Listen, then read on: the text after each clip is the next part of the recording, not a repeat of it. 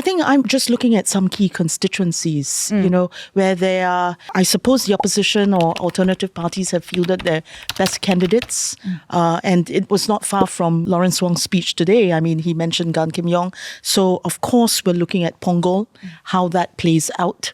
We're going to be looking at East Coast GRC simply because while it's been reconfigured from the boundaries of 2020, certainly there is now only one anchor minister, Edwin Tong, there versus, an old hand from the Workers' Party, Yi Zhenjiang, there. And, we'll see how that plays out. I'd also be looking at West Coast Jurong West GRC, which is helmed for the PAP by Mr. Desmond Lee, come under the heat for housing, done a lot for it, but certainly facing off the Progress Singapore Party that's made it their middle name to deal with, reforms for housing. And that's led by the old horse, Dr. Tan Cheng Bock, a very old hand at politics with the A team of PSP. And finally, I'm looking at Bukit Panjang, where, the boundaries have not been redrawn. And Paul Tambaya is doing a rematch with PAP's Liang Eng Wah.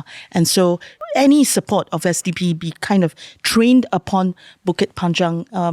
So I think that's interesting. Big story for me in this GE, though, is the many multi-cornered fights, and which translates to the future of opposition politics in Singapore is changing landscape and a very high level of contestation among these alternative parties. And that's the key takeaway for me. If we're talking about the most exciting ones to watch, I'm personally excited to watch Jalan Kayu.